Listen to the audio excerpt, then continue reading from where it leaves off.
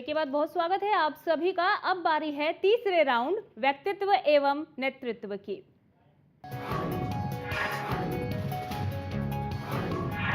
व्यक्तित्व एवं नेतृत्व राउंड, जिसमें आज जज साहब 3 सवाल पूछेंगे। साथ ही तमाम जूरी सदस्यों से आग्रह करूंगी यहाँ पर कि वो जज साहब के सवालों के आधार पर सभी उम्मीदवारों यानी कि दोनों उम्मीदवारों के व्यक्तित्व और नेतृत्व की परख करते हुए उन्हें अंक दें। जज साहब। जी नामिका, मैं पहला सवाल पूछूंगा सुशील निधि से, और दोनों से जो सवाल आपसे पूछूंगा वही सवाल मैं आपसे ही पूछूंगा। मेरा पहला सवाल सुशील जी आपसे ये है कि आप राजनीति में क्यों आए, क्यों आना चाहते हैं, मकसद क्या है? हम राजनीति में इसलिए आए, जब तक राजनीति में जन साधारण व्यक्ति तो राजनीति में नहीं जाएगा, जब तक जन साधारण राजनीति में नहीं जाएगा तो राजनीति में सुधार नहीं होगा। और आज जो हरियाणा प्रदेश की नहीं बल्कि पूरे हिंदुस्तान की राजनीति घरानों पे डिपेंड करने लगी, वंशवाद की पे डिपेंड करने लगी। और जो घरानों पे हमारी राजनीति डिपेंड कर रही है, इन लोगों ने, राजनीतिक लोगों ने अपने घर के ऊपर इस राजनीति को बांध लिया। और इनको ये नहीं पता कि गरीबी क्या होती है, जनता का दुख क्या होता है। आज आप देख लीजिए पत्रकार महोदय जी, आपकी रिश्तेदारी में भी होगा और गांवों के अंदर 50-50 लड़के बगैर शादी के मिलते हैं। ये क्या समस्या है? उनको रोजगार नहीं है, और रोजगार नहीं है तो कौन शादी करेगा जब तक। और रही बात दूसरी, गरीबी क्या होती है, इनको क्या पता गरीबी क्या होती है, गरीबी का दर्द क्या होता है। तो आपका आने का मकसद क्या है? हमारा मकसद आने का ये है कि एक व्यक्ति को अगर बिजली का बिल भरना पड़ जाए तो उसको अपने बच्चे की फीस में से पैसा रखना पड़ता है, किसी से उधार लेना पड़ता है, उसको उसकी जो फीस है, वो क्या नाम है, बिजली का बिल है, वो भरना मुश्किल हो जाता है। अगर हम आम आदमी राजनीति में आता है, अगर सुशील निधि राजनीति में आता है, तो हम इन जो मूलभूत हमारी समस्याएं हैं, हम इनको दूर करेंगे, इनका निवारण करेंगे। जी सुशील जी। यशपाल जी, आप राजनीति में क्यों आए, क्या मकसद है आपका? राजनीति में मेरा आने का मकसद है जनता की सेवा। जी।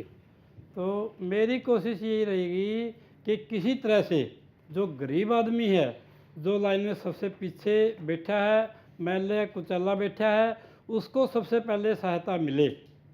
सरकारी सहायता मतलब आर्थिक सहायता, मतलब उस आदमी को सबसे पहले मिले।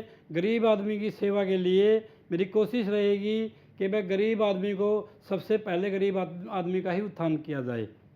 दूसरी जो है वो मेरा समाज, मेरा जो समाज है उसके जो उन्नति है वो नहीं हो पा रही है। मेरी कोशिश रहेगी कि मेरा समाज की भी उन्नति हो। और मैं भारत माता का सपूत हूँ, तो कोशिश करूँगा कि भारत माता भी अपना सीना जो गर्व से ऊंचा रखे, मेरे हाथ से ऐसे कार्य हों। जी। मेरा दूसरा सवाल सुशील जी आपसे, आपका जो क्षेत्र है विधानसभा क्षेत्र, वहाँ चौधरी वीरेंद्र सिंह विधायक रहे हैं और ओम प्रकाश चौटाला, दोनों बड़े कद के नेता हैं। इस सब के बावजूद भी आपने जितनी समस्याएं गिनाई हैं अपने क्षेत्र में, ये सारी समस्याएं हैं, उसका कारण क्या है? उसका कारण, सबसे बड़ा कारण तो ये है अक्षेत्रवाद की राजनीति करना जी, और जात पात की राजनीति करना और झूठ की राजनीति करना। देखो जो मिस्टर वीरेंद्र सिंह जी, नाम नहीं, सीधा बताइए क्यों, कारण क्या है? हाँ, वहाँ पर जो दोनों दिग्गज हैं, वो दिग्गज जाते हैं। एक दिग्गज तो कहता है कि मैं हरियाणा प्रदेश का मुख्यमंत्री बनूंगा, और दूसरा कहता है मैं हरियाणा प्रदेश का मुख्यमंत्री हूँ। तो एक तो झूठ की राजनीति है, वहाँ पे झूठ की राजनीति नहीं चलेगी। आज मुख्यमंत्री लेकिन विकास कार्य क्यों नहीं हो रहे? विकास कार्य क्षेत्रवाद है वहाँ पे, राजनीति क्या नाम है, जात पात है वहाँ पे।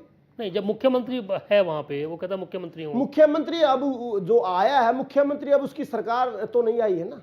अच्छा, इसलिए काम वहाँ पे नहीं हो रहे।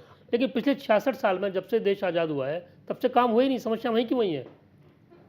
जो समस्याएं हैं, जो हमारी मूलभूत समस्याएं हैं, वो समस्याएं हमारी, जैसे बेरोजगारी की समस्या है, शिक्षा की समस्या है। अगर हमारा बच्चे शिक्षा में टॉप जाना चाहते हैं, वो टॉप तो जाना चाहते हैं, लेकिन माँ बाप के पास इतना पैसा नहीं कि उस बच्चे को हम बाहर एडमिशन भेज दें। जी। तो उन लोगों ने अपने खुद के निजी स्कूल खोले हुए हैं, निजी कॉलेज खोले हुए हैं, जब तक उन लोगों ने झूठ की राजनीति से पर्दा दूर नहीं होगा तब तक इस चीज का सुधार नहीं होगा। जब तक आम आदमी राजनीति में नहीं आएगा तब तक इस चीज का सुधार नहीं होगा। ठीक है सुशील जी। यशपाल जी।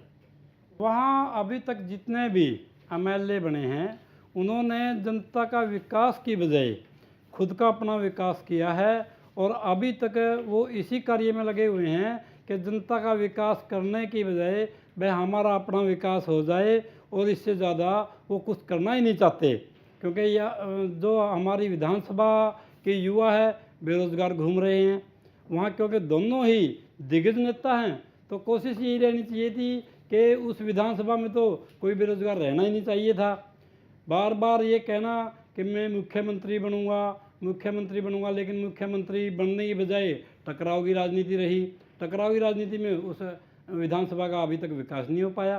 तो यही कारण है कि वो टकराव की जो राजनीति जो टकराव की राजनीति है उसके कारण से कांग्रेस में नहीं विकास हो पाया।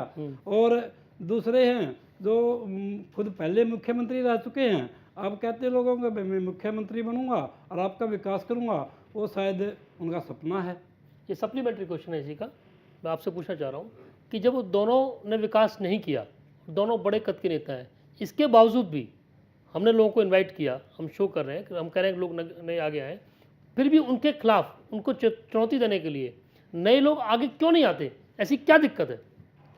इसके लिए तो कई कारण हैं। देखो, जो दबंग नेता हैं, क्योंकि वो दोनों ही कद्दावर नेता हैं और लोग क्योंकि अपना रोज़गार भी देखना होता है, अपना परिवार भी देखना होता है, कई बार आदमी शायद सारी सोचते हुए उनके टकराव तो क्या उनका दोनों का डर इतना है कि लोग आगे नहीं आना चाहते? नहीं, मेरे हिसाब से तो कुछ नहीं कह सकते हम इस बारे में।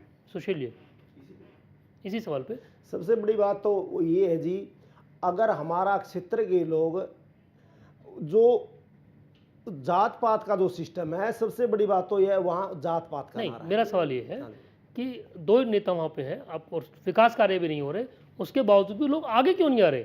एक तो सबसे बड़ी बात ये जी, लोगों के डर है, एक हवा है उनके जो बड़े नेता हैं, बड़े कद के नेता हैं, उनको ये डर है लोगों के, पता नहीं क्या करवा सकते हैं, डर है, एक भय है। इस डर की वजह से लोग नहीं आ डर रहे। की वजह से लोग नहीं आ रहे। आप सहमत हैं दोनों इस बात से? मैं इस बारे में कोई कमेंट नहीं करूँगा।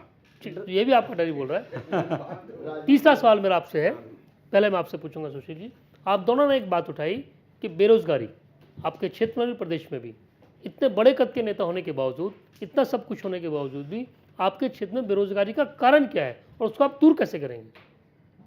सबसे बड़ा कारण तो ये रहा है जी, जो हमारे क्षेत्र के इतने बड़े नेता थे उन्होंने खुद का विकास किया है जी, और जो परिवारवाद का विकास किया है, जात पात का विकास किया है, जो एक जन साधारण जो व्यक्तित्व है वो तो बेचारा आज भी रोजगार के लिए तरस रहे हैं। ये इसीलिए तो हम बार बार कह रहे हैं कि जब तक जन साधारण व्यक्ति इसमें राजनीति में नहीं आएगा तब तक उसकी तो आप बेरोजगारी को कैसे दूर करेंगे? हम बेरोजगारी को सबसे पहले तो ये दूर करेंगे, जो हमारे पढ़े लिखे युवा साथी हैं उनको हम प्योरिटी देंगे। प्योरिटी जो उनके मार्क्स आते हैं उस मार्क्स के आधार पर हम उनको रोजगार देंगे।